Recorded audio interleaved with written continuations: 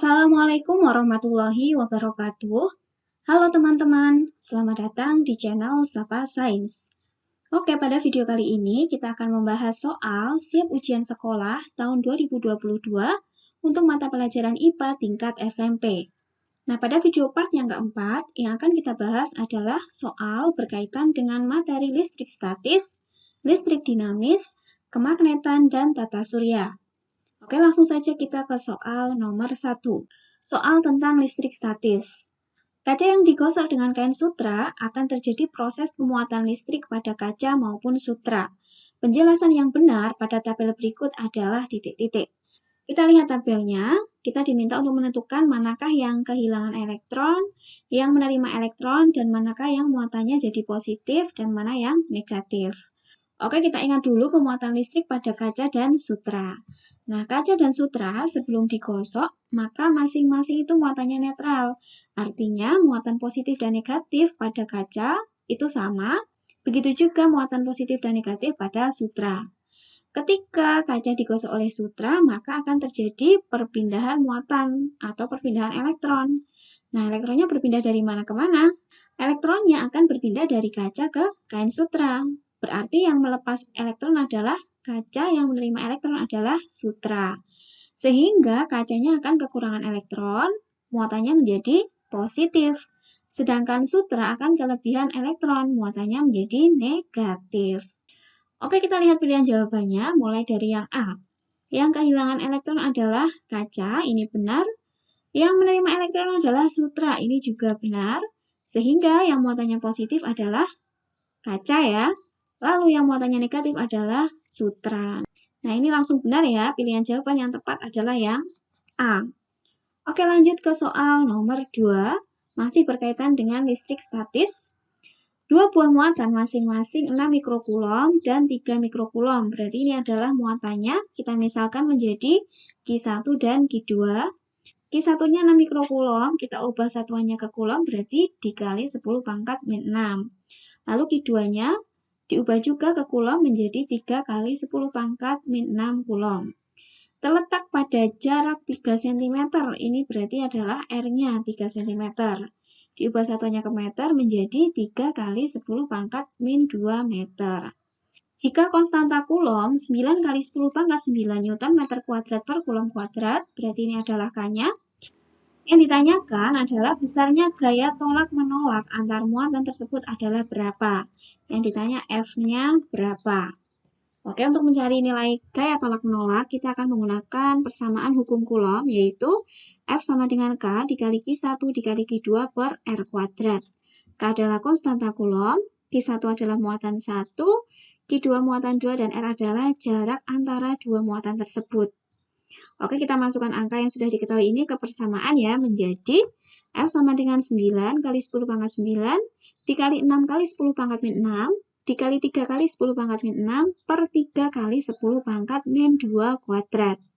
Nah, untuk mempermudah perhitungan, angka yang tidak memiliki bilangan berpangkat kita letakkan di depan menjadi F sama dengan 9 dikali 6 dikali 3 dikali 10 pangkat 9 min 6 min 6 ya.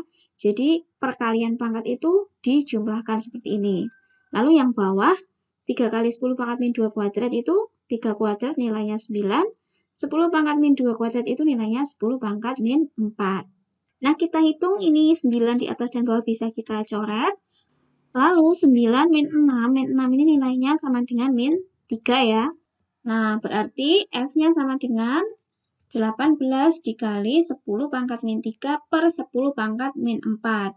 10 pangkat min 4-nya naik jadinya plus 4, maka F-nya menjadi 18 dikali 10 pangkat 1 atau sama dengan 180 Newton.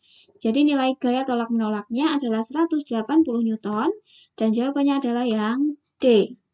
Oke, lanjut ke soal nomor 3 tentang listrik dinamis. Perhatikan gambar aliran listrik berikut. Ada satu titik percabangan, kemudian ada 5 arus listrik. Ada yang masuk, ada yang keluar. Nah, yang ditanyakan adalah, berdasarkan hukum 1 Kirchhoff, besar dan arah arus I adalah titik-titik. Jadi ini yang ditanyakan, I-nya ini nilainya berapa sih dan arahnya kemana, gitu ya.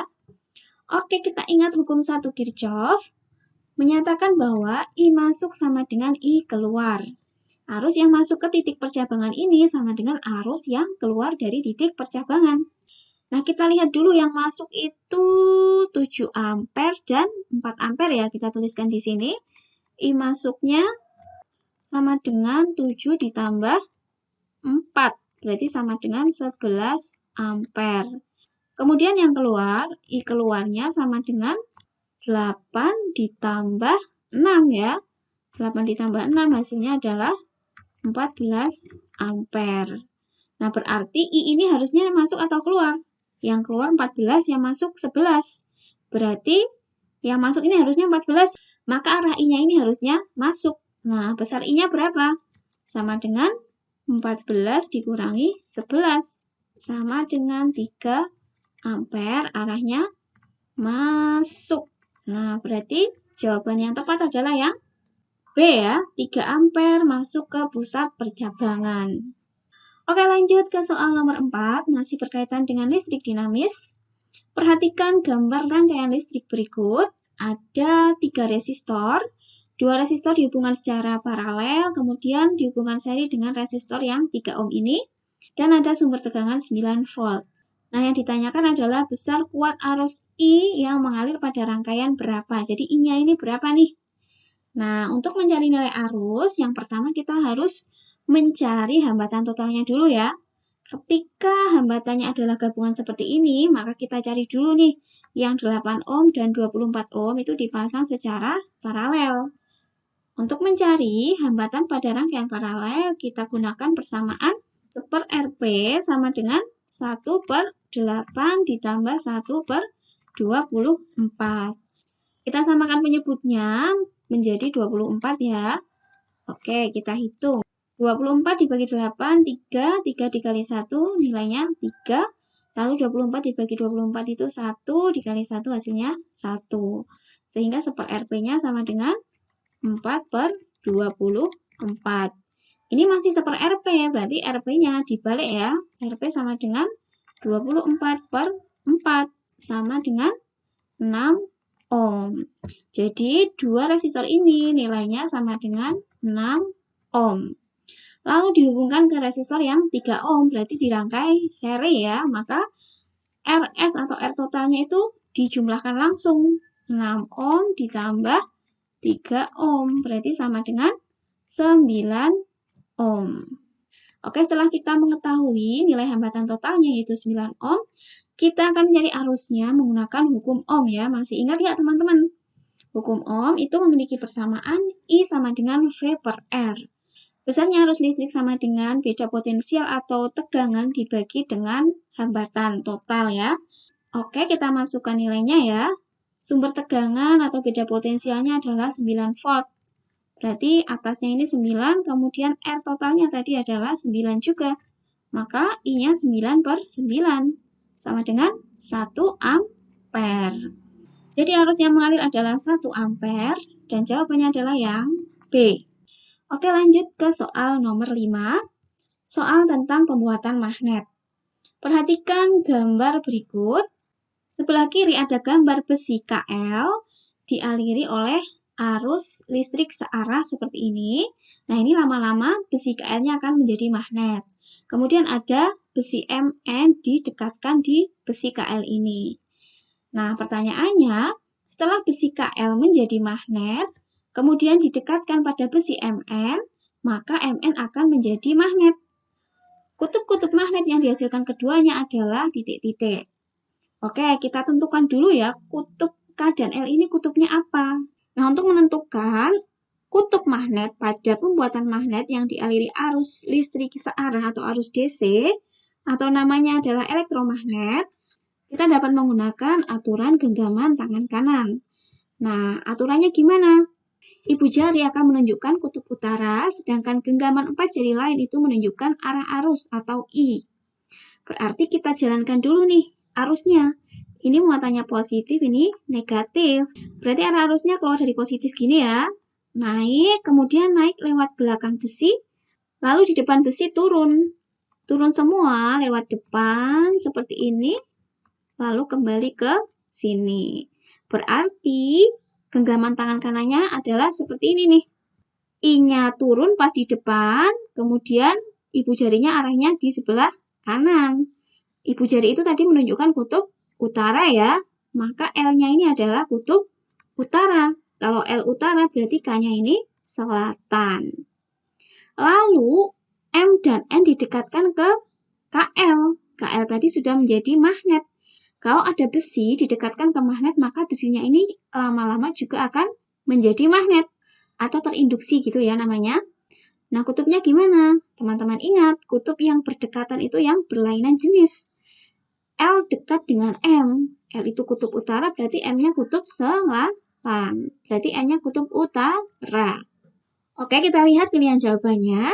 Yang A, K kutub selatan, benar. N kutub selatan, salah ya. N-nya itu kutub utara, berarti ini salah. Yang B, K kutub utara, salah. K itu kutub selatan. Yang C, K kutub utara ini juga salah. Yang D, K kutub selatan, benar ya. N kutub utara, ini juga benar. Berarti jawaban yang tepat adalah yang D. Oke, lanjut ke soal nomor 6. Soal mengenai transformator. Perhatikan gambar transformator berikut. Di sebelah kiri adalah input atau kumparan primer. Kemudian di sebelah kanan adalah output atau kumparan sekunder. Nah, di sini ada tulisan 220 volt, berarti ini adalah tegangan primer atau VP. Lalu 800 lilitan adalah jumlah lilitan primer atau NP.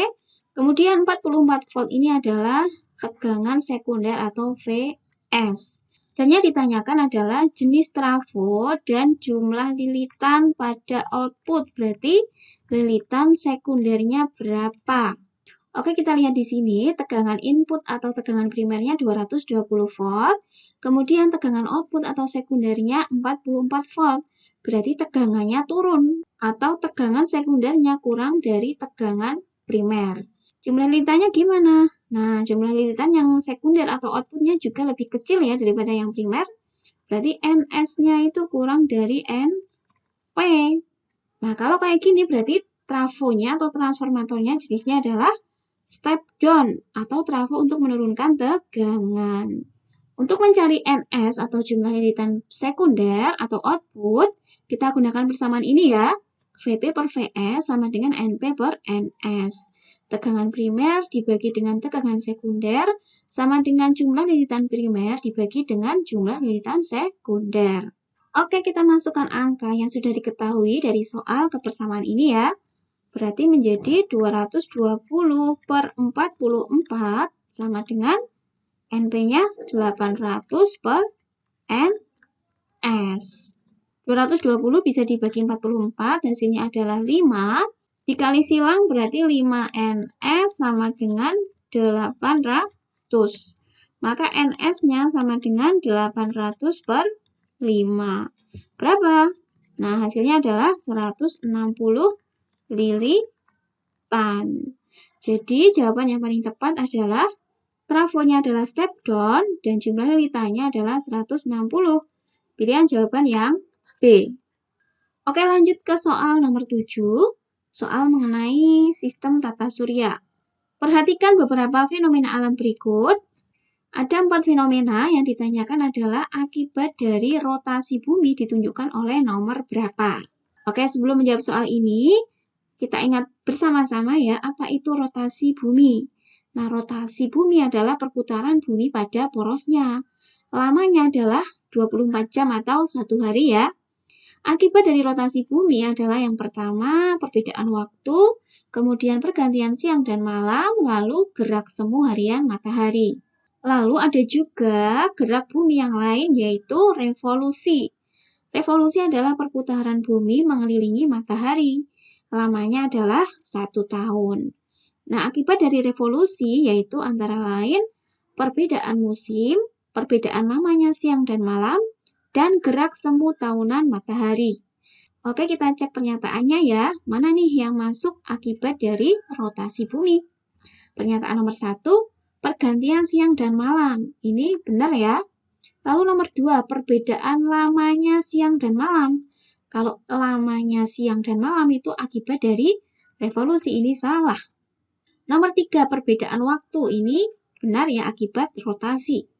Nomor 4, perbedaan musim, ini adalah akibat dari revolusi, ini salah. Berarti akibat rotasi bumi yang benar ditunjukkan oleh nomor 1 dan 3. Jawabannya adalah yang A. Oke, lanjut ke soal nomor 8, masih berkaitan dengan tata surya. Perhatikan pernyataan berikut, ada 5 pernyataan. Yang ditanyakan adalah pernyataan yang merupakan ciri-ciri dari planet Saturnus adalah nomor berapa. Oke, untuk menjawab soal ini, teman-teman perlu ingat dulu ya, apa saja planet dan bagaimana urutannya. Nah, planet itu jumlahnya ada 8. Urutannya yang paling dekat dari matahari, yang pertama Merkurius, kemudian Venus, Bumi, Mars, Jupiter, Saturnus, Uranus, dan yang terakhir Neptunus. Nah, kita cek nih mana yang merupakan ciri planet Saturnus. Nomor 1 merupakan planet luar. Nah, kita bedakan dulu ya, mana planet luar, mana planet dalam. Planet dalam adalah planet dari nomor 1 sampai 4. Ini adalah planet dalam. Kemudian planet luar adalah dari Jupiter sampai Neptunus. Ini adalah planet luar. Jadi perbatasannya adalah antara Mars dan Jupiter. Di sini ada sabuk asteroid. Berarti pernyataan nomor 1, Saturnus merupakan planet luar. Ini adalah pernyataan yang benar. Kemudian nomor 2, mengorbit antara planet Jupiter dan Uranus. Kita cek. Nah, benar ya, Saturnus itu terletak antara Jupiter dan Uranus. Berarti nomor 2 juga benar. Lalu nomor 3, planet terbesar dalam tata surya. Salah, yang terbesar adalah planet Jupiter ya. Nomor 4, mempunyai cincin yang indah di sekelilingnya. Nah, ini gambarnya ada cincin di sekelilingnya ya. Ini berarti pernyataan yang benar. Nomor 5, planet terjauh kedua dari matahari. Terjauh pertamanya Neptunus, berarti terjauh keduanya adalah Uranus, bukan Saturnus ya. Berarti ini salah. Maka pernyataan yang benar yang merupakan ciri-ciri planet Saturnus adalah nomor 1, 2, dan 4. Jawabannya adalah yang B. Oke teman-teman, terima kasih sudah menonton video ini. Sampai jumpa di video part selanjutnya ya. Wassalamualaikum warahmatullahi wabarakatuh.